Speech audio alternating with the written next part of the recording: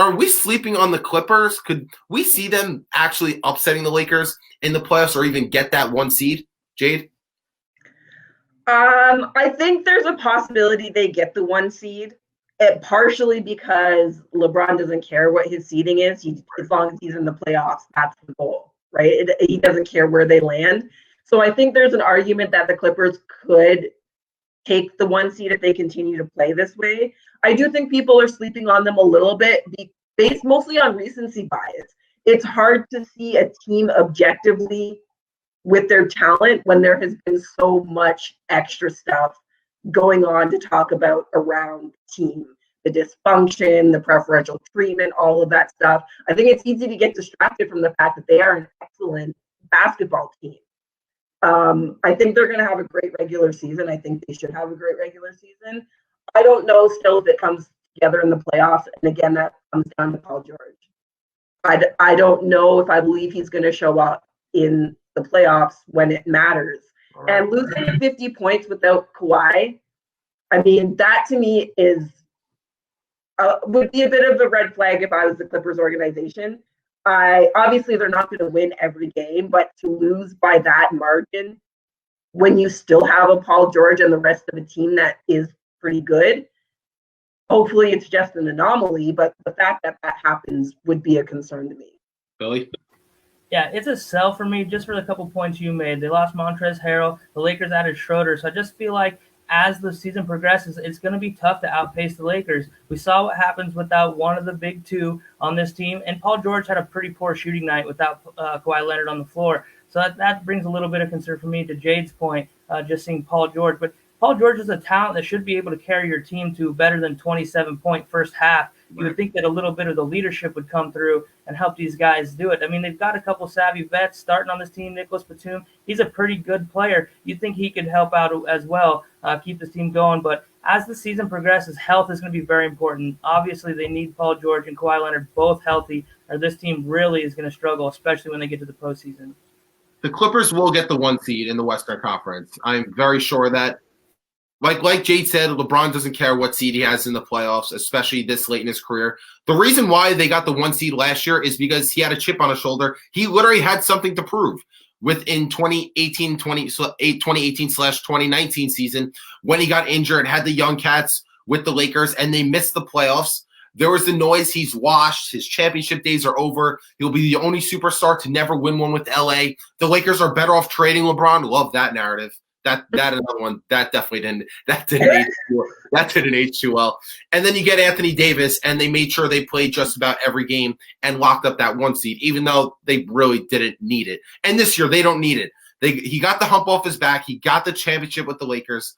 All the Lakers need to do is focus on being healthy entering the playoffs. I don't care what seed they are. I would probably pick them to go to the Western Conference Finals and beat the Clippers. But the Clippers' sake, they have something to prove, just like the Lakers did last year. Now it's the Clippers' turn. They got to get the monkey off their back. They got to get the narrative off that they blew the 3-1 lead. So people are trying to say that. People forgot about the Clippers. If you go back a year ago, the hype around the Clippers every single night, Kawhi's the best player in the league. Kawhi and George Paul, I call him George Paul, are the best wing duo since MJ and Pippen. That was a good one. So things like that is why they need something to prove. I think they're going to try to play more games. They're load managing. I don't think Ty Lue proves he could handle superstars and handle other stars, which is why I like the Clippers a lot this year. Will they upset the Lakers? Probably not. I can definitely see an upset. I'm not counting them out by any stretch of the imagination. I could see them pushing the Lakers 6 or 7 games, but that battle of LA that we wanted, I could totally see that happening. I agree, and I kind of like that Tyronn Lue being in the opposite huddle, being that he's been in the huddle with LeBron James in a lot of these situations as well. So a little bit of coaching insight never hurts a little bit, and you never want to count out a motivated Kawhi Leonard. We saw what he did and for Jade's Toronto Raptors up there. When his mind's to it, that guy is incredible, and he can get it done by himself if he has to. The only thing with the Clippers is George Paul in the playoffs. Against the Mavs, the only reason why that series went 6 games is because Paul George went to George Paul to way off Paul, or whatever the hell they call him nowadays. That's why the series went 6 games. Every time he struggled in Luka's game winner with no Porzingis in overtime, I think George Paul dropped 9 points in a game that went to overtime. Something like that is not acceptable. And then the Denver series, my God, the game 7, the side of the backboard, 10 points in the game. I don't think he scored in the second half. That was a tragedy on a basketball court. I don't know how else to put it. That's another thing. He said he's working with his trainer from 2019 when he was with OKC, finished 3rd in league MVP voting. So, I mean, if that's the case, and again, he's off to a better start. The Clippers did not get worse from last year. They got better. Serge Ibaka, you could say, is an upgrade from Harrell. You could debate that all day, and that's fine. But the biggest thing is they have something to prove. They're not going to have the special treatment, and Tyronn Lue is there. That's why I think they'll be better than last year, and they will definitely – I could see them getting the 1 seed because I don't think the Lakers need to get it or they're going to try to push to get it. I think LeBron is going to try to coast through this season as slow and easy as possible just to have a top 3-4 seed. If the Lakers finish with a 3rd seed in the West, I will not be surprised whatsoever. I definitely don't expect them to finish the 1st seed. If you remember last year, remember opening night when Kawhi gave LeBron the business opening night? What was the hype all around social media, all around the media, the fans? Kawhi gave it to him. He's the best player in the world. They're going to win the finals. The Clippers beat the Lakers this year. I didn't hear anything about it. It's like, yeah, the Clippers beat the Lakers. The hype around the game wasn't there. The hype around the media, the hype about LeBron, Kawhi, it wasn't there. And Kawhi did that last year without George Paul. And now Paul George was there this game. And he still threw a penalty out of bounds, but that's besides the point. It goes to show how much people are literally sleeping on the Clippers because of recency bias. And I make a comparison also. The 2011 Miami Heat had a similar situation, not identical, but a similar situation. Had the hype. LeBron says not 5, 6, 7, 8 championships or whatever. He has the meltdown. The Heat lose the finals. And people thought that they were sleeping on the Heat, that Pat Riley's got to break up the team. LeBron's not a playoff performer. He's a choke artist. And then in the finals, they're literally underdogs against the Thunder for that reason because of last year. I feel like it's a similar situation with the Clippers. Obviously, talent on each roster is not the same, but in terms of narrative perspectives, I think there's some similarities to it. Yeah, I totally agree with that. Like, it's and I think it could play into the Clippers' benefit this season that people are not talking about them.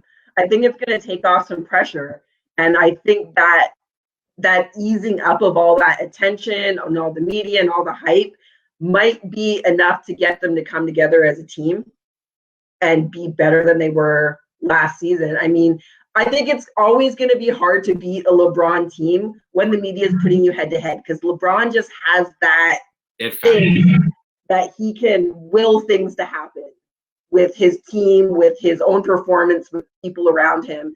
And as soon as you take that narrative away a little bit, I think it gives a team like the Clippers a little bit of breathing room to develop without that eye and without the LeBron factor.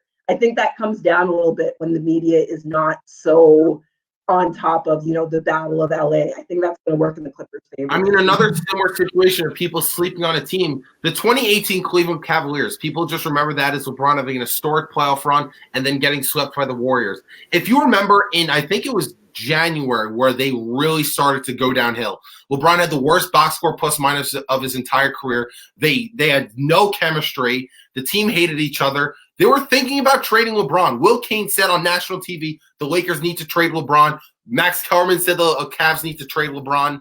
And then what happened? They traded their pieces, got their stuff together, and people were even questioning if the Cavs would make the playoffs. That's how cold of a stretch they had. I believe it was in January, right before the All-Star break.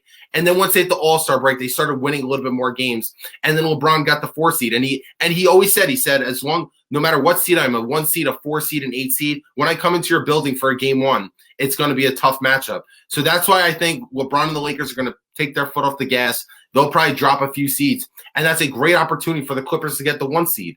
And we all know in a 7-game series, if the Lakers and Clippers have the top 2 seeds, it doesn't matter who has home court. In reality, that's 7 home games for the Lakers. Right, 100%.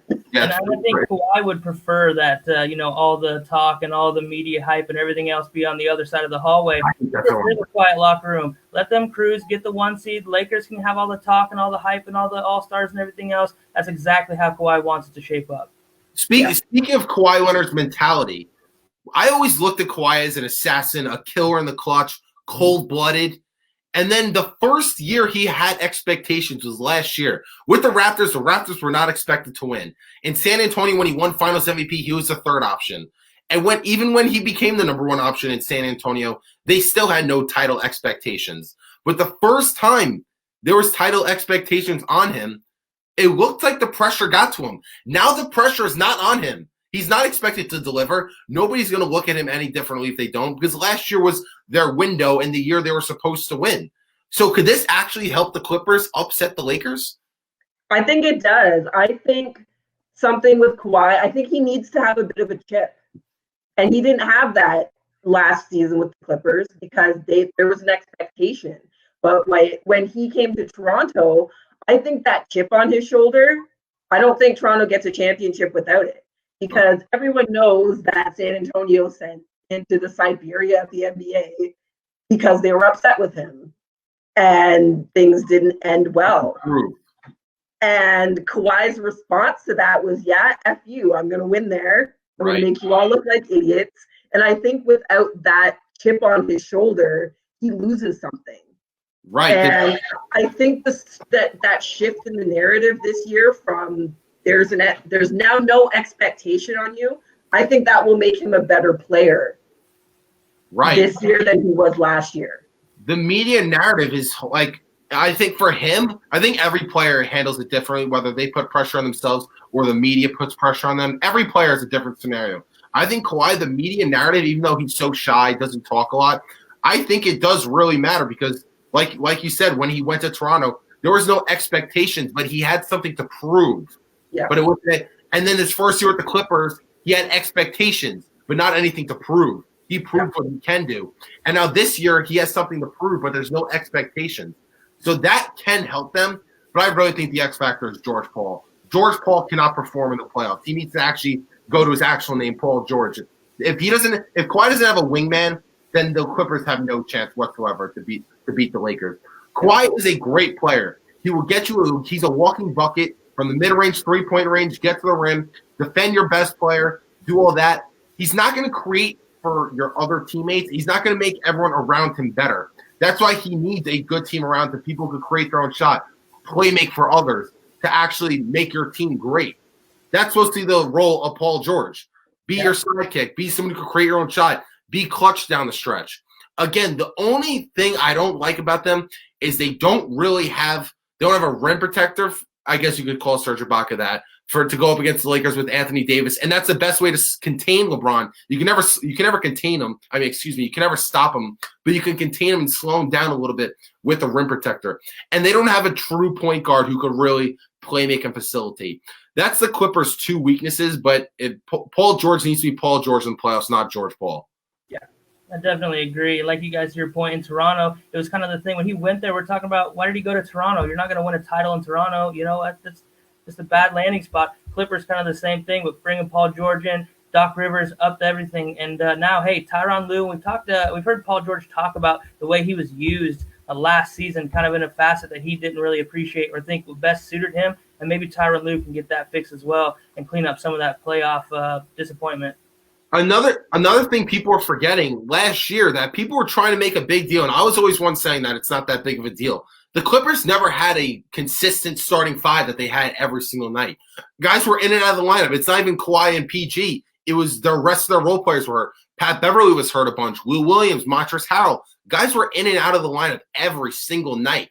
So if you can't build any chemistry, and then you go into a bubble with no fans, which I think absolutely killed them mentally. Like being in that bubble is something that's like a mental toughness thing.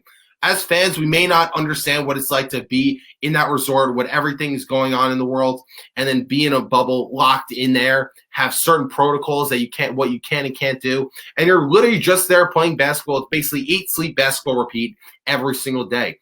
It takes chemistry, it takes a bond to get through that postseason and be great. And I think the bubble really got the best of them.